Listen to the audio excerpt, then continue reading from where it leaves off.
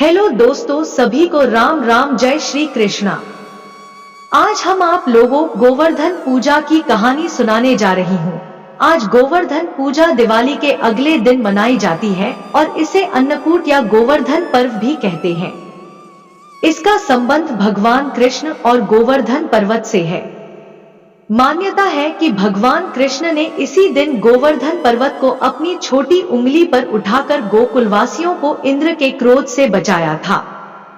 इस दिन को गोवर्धन पूजा के रूप में मनाया जाता है। गोवर्धन पूजा की कहानी। पौराणिक कथा के अनुसार द्वापर युग में गोकुलवासी भगवान इंद्र की पूजा करते थे। गोकुल में हर साल भारी वर्षा होती थी और लोग इसे इंद्र देव की कृपा मानते थे, इसलिए उनकी पूजा करते थे। लेकिन बालकृष्ण ने गोकुलवासियों को समझाया कि वे अपनी रक्षा खुद कर सकते हैं और इंद्रदेव की बजाय गोवर्धन पर्वत की पूजा करनी चाहिए, क्योंकि यह पर्वत उन्हें वनस्पति, जल और सुरक्षा प्रदान करता है।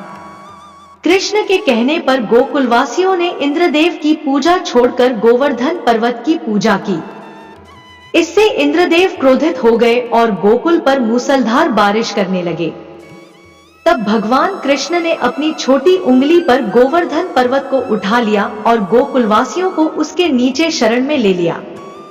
इंद्र के 7 दिनों तक बारिश करने के बाद भी जब गोकुलवासी सुरक्षित रहे तो इंद्र को अपनी गलती का एहसास हुआ और उन्होंने कृष्ण से माफी मांगी। तभी से गोवर्धन पर्वत और भगवान कृष्ण की पूजा के रूप में गोवर्धन पूजा का आयोजन होने लगा। गोवर्धन पूजा कैसे मनाई जाती है? इस दिन लोग घरों में गोवर्धन पर्वत का प्रतीकात्मक रूप बनाते हैं।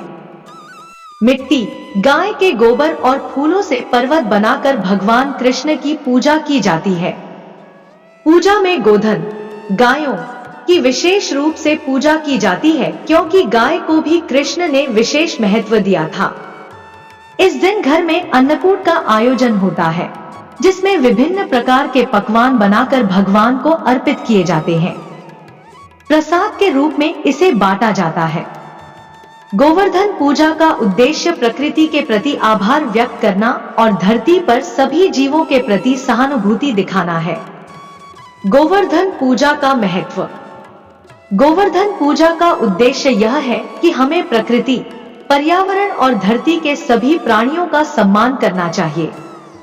यह त्योहार हमें जीवन में संतुलन बनाए रखने की सीख देता है। गोवर्धन पूजा के माध्यम से हम अपने जीवन में विनम्रता और दूसरों की सेवा की भावना को आत्मसात करते हैं।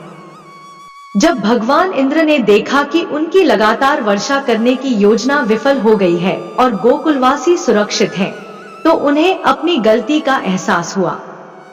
इंद्र को यह समझ में आया कि उनके अहंकार के कारण उन्होंने अनजाने में भगवान कृष्ण का अपमान किया है, जो वास्तव में विष्णु के अवतार हैं। इंद्र को अपनी गलती पर पछतावा हुआ और उन्होंने भगवान कृष्ण से क्षमा मांगने का निश्चय किया। इंद्रदेव ने अपने वाहन ऐरावत हाथी पर बैठकर भगवान कृष्ण के पास जाकर उन्हें प्रणाम किया और विनम्रता पूर्वक माफी मांगी। उन्होंने कहा कि उन्होंने अपने अहंकार के कारण गलत निर्णय लिया और गोकुलवासियों पर अत्याचार करने का प्रयास किया। कृष्ण ने इंद्र को माफ कर दिया और उन्हें समझाया कि देवताओं को अपने कर्तव्यों का पालन विनम्रता और करुणा के साथ करना चाहिए। इस घटना के बाद इंद्र का अहंकार समाप्त हो गया और उन्होंने यह स्वीकार किया कि सभी शक्तियों का मूल स्रोत भगवान ही है। उन्होंने कृष्ण से आशीर्वाद प्राप्त किया और गोकुलवासियों का सम्मान किया। इसके बाद इंद्र ने मूसलधार वर्षा रोक दी और गोकुल में पुनः शांति और खुशहाली लौट आई। इस प्रकार गोवर्धन पूजा का यह प्रसंग हमें यह सिखाता है कि हमें अपने अहंकार का त्याग करके प्रकृति और भगवान का सम्मान करना चाहिए। यह कथा हमें विनम्रता और करुणा का महत्व समझाती है और यह प्रेरित करती है कि हमें हमेशा अपनी शक्तियों का सही उपयोग करना चाहिए। तभी से यह पर्व भगवान कृष्ण और गोवर्धन पर्वत के प्रति श्रद्धा का प्रतीक बन गया है और इसे हर साल गोवर्धन पूजा के रूप में मनाया जाता है। इंद्रदेव के अहंकार के टूटने और उनके द्वारा भगवान कृष्ण से माफी मांगने के बाद गोकुलवासियों के मन में भगवान कृष्ण के प्रति गहरा आदर और प्रेम बढ़ गया। वे कृष्ण को भगवान का अवतार मानने लगे और उन्हें गोवर्धनधारी कहकर पुकारने लगे। गोकुलवासियों ने कृष्ण की भक्ति में लीन होकर गोवर्धन पर्वत की पूजा का नियम बनाया, ताकि वे प्रकृति और गोवर्धन पर्वत के आशीर्वाद का सदैव सम्मान कर सके। भगवान कृष्ण ने इस घटना के बाद गोकुलवासियों को यह समझाया कि हमें अपनी धरती, प्रकृति, पशुओं और सभी जीवों का आदर करना चाहिए, क्योंकि यही हमारे जीवन का आधार है। उन्होंने गोकुलवासियों को इस बात का एहसास कराया कि परमात्मा हर जगह है, धरती के हर कण में, हर पेड़ में, हर प्राणी में। इसलिए हमें किसी एक विशेष देवता के बजाय समग्र रूप से प्रकृति और जीव जगत का सम्मान करना चाहिए। इसके बाद हर साल गोकुलवासी गोवर्धन पूजा को धूमधाम से मनाने लगे। उन्होंने गोवर्धन पर्वत के आसपास गोधन, गायों की पूजा करने और अन्नकूट उत्सव मनाने की परंपरा शुरू की।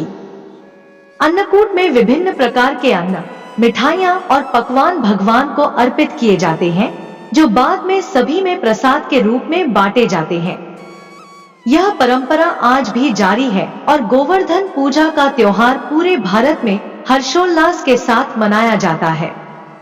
गोवर्धन पूजा का यह पर्व हमें यह सिखाता है कि अहंकार से बड़ा विनाशकारी कुछ नहीं और सच्ची भक्ति तथा समर्पण से ही भगवान की कृपा प्राप्त होती है।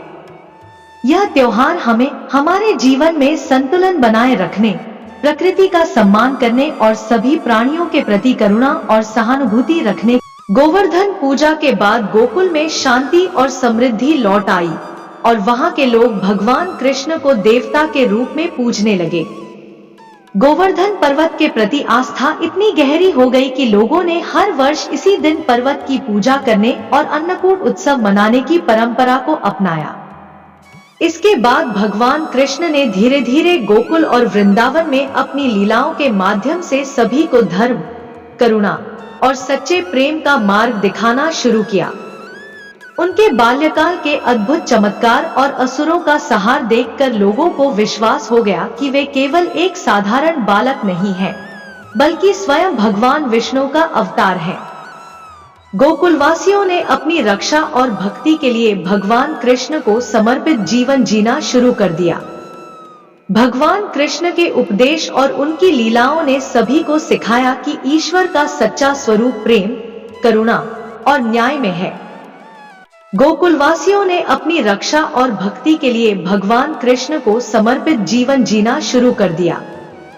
भगवान कृष्ण के उपदेश और उनकी लीलाओं ने सभी को सिखाया कि ईश्वर का सच्चा स्वरूप प्रेम, करुणा और न्याय में है।